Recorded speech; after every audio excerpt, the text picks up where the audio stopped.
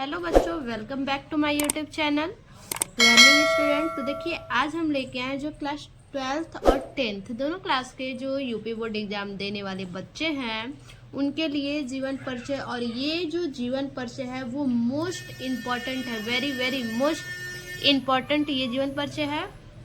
आपके जो है कि 5 नंबर आपके एग्जाम में श्योर है कि 5 नंबर इस पे रखा हुआ है, तो इसको आप अच्छे से पढ़ लीजिएगा, समझ लीजिएगा।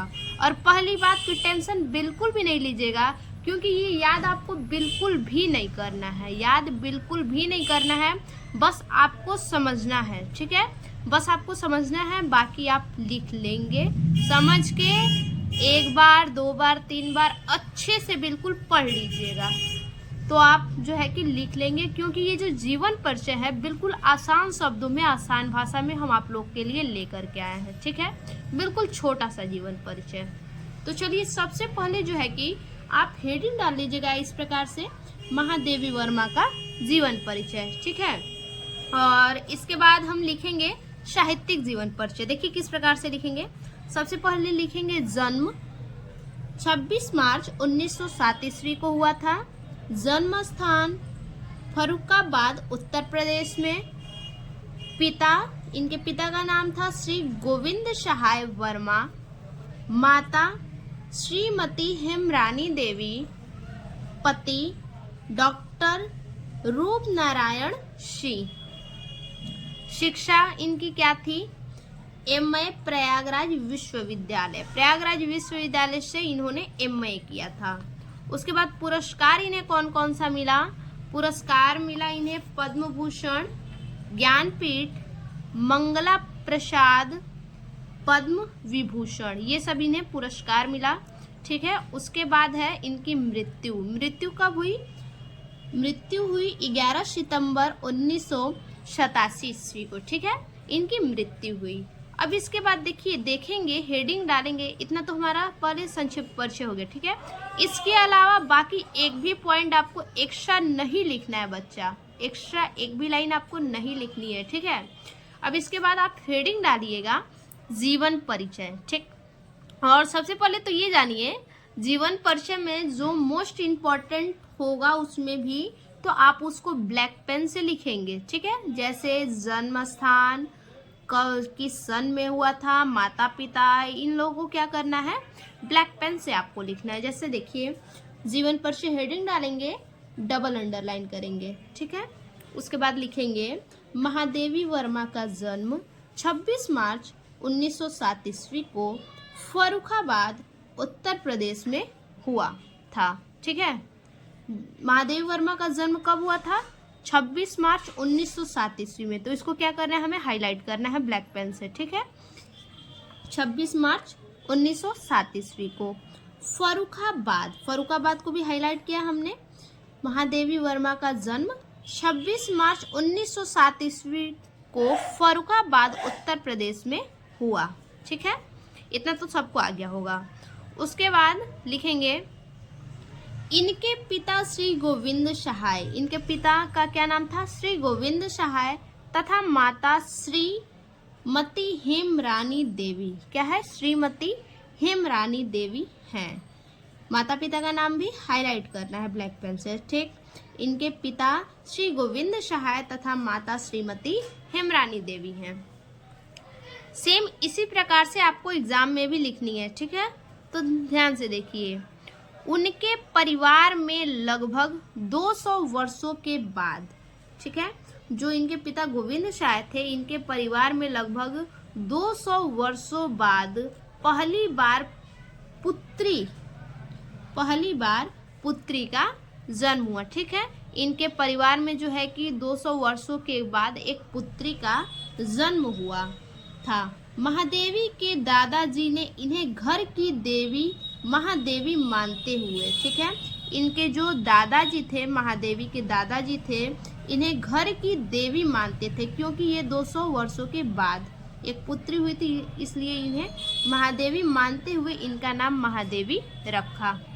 इसके बाद महादेवी वर्मा जी की प्रारंभिक शिक्षा इंदौर में पूरी हुई। इनकी जो प्रारंभिक शिक्षा थी वो कहाँ से पूरी हुई? इंदौर से पूरी हुई। ठीक है, और आगे प्रयागराज विश्वविद्यालय से ये एमए की, इन्होंने क्या किया? प्रयागराज विश्वविद्यालय से इन्होंने एमए किया और 9 वर्ष की आयु में, यानी 9 वर्ष की उम्र में ही इनका विवाह। ठीक, 9 वर्ष की उम्र में इनका विवाह हो गया। ठीक है, तो देखिए ऐसे तो लिखेंगे, और एक चीज और ध्यान दीजिएगा, बिल्कुल साफ सुथरा आपको लिखना है, कहीं कट पिट नहीं होनी चाहिए। और उसके बाद जो भी कुछ आप लिखेंगे साइड से ये लाइन जो है कि बराबर होनी चाहिए, एक के नीचे एक शब्द आनी चाहिए। ठीक है, ऐसे देखिए थोड़ा सा कम बेसी चलेगा, लेकिन बहुत ज़्यादा नहीं, लाइन के नीचे लाइन आनी चाहिए। ऐसे क्या होता है, अगर लाइन के नीचे लाइन आएगी, अच्छे से आप लिखेंगे तो एग्जामिनर भी क्या होता है, उससे खुश होता है और आपके मार्क्स भी अच्छे मिलते हैं। आगे देखिए, 9 वर्ष की उम्र में ही इनका विवाह बरेली के पास नवाबगंज, ठीक, बरेली के पास नवाबगंज कस्बा है, वहीं पे बरेली के पास नवाबगंज कस्बा के निवासी श्री स्वरूप नारायण से कर दिया। ठीक, श्री स्वरूप नारायण के साथ महादेवी का विवाह हो गया। हिंदी साहित्य की एक प्रतिष्ठित हस्ती, हिंदी साहित्य की एक प्रतिष्ठित हस्ती, 80 वर्ष के सफल जीवन के बाद उनका निधन 11 सितंबर 1987 ईस्वी को इलाहाबाद में हुआ। ठीक है, तो ये हो गया जीवन परिचय, बहुत ज़्यादा तो बड़ा नहीं था। ठीक है, अब इतना लिखने के बाद आगे लिखेंगे साहित्यिक परिचय। अब देखिए साहित्यिक परिचय में क्या लिखेंगे? लिखेंगे छायावाद के 4 स्तंभ में एक कवित्री महादेवी वर्मा है। ठीक, छायावाद के 4 स्तंभ हैं, जिनमें से एक महादेवी वर्मा भी है। भारत सरकार ने इनको पद्मश्री की उपाधि प्रदान की। ठीक है, भारत सरकार ने महादेवी वर्मा को पद्मश्री की उपाधि प्रदान की। चांद मासिक पत्रिका का संपादन भी इन्होंने किया। ठीक है, इन्होंने यामा के लिए ज्ञानपीठ पुरस्कार से सम्मानित किया गया। इन्हें यामा के लिए किससे सम्मानित किया गया? ज्ञानपीठ पुरस्कार से सम्मानित किया गया। इनके संबंध में कहा जाता है कि छायावाद ने इन्हें जन्म दिया था। ठीक है, इनके संबंध में ऐसा कहा जाता है कि छायावाद ने इन्हें जन्म दिया था और उन्होंने छायावाद को जीवन दिया। इस प्रकार से इतना आप लिखेंगे साहित्यिक परिचय, बाकी अदर कुछ भी नहीं लिखना है। देख लीजिए कितना छोटा सा बिल्कुल है। और उसके बाद लास्ट में जो लिखेंगे वो होगा रचना। रचना हेडिंग डालेंगे, डबल अंडरलाइन करेंगे। ठीक है, और लिखेंगे निहार, रश्मि, निर्जा, दीपशिखा, यामा, संध्या गीत। ठीक, इतना रचना हो गया। उसके बाद आप लिख सकते हैं संस्मरण में क्या क्या आएगा आपका? संस्मरण में अतीत के चलचित्र और स्मृति की रेखाएं। बहुत ज़्यादा आपको रचना नहीं लिखना है, 2-2, 3-3 ऐसे लिखना है।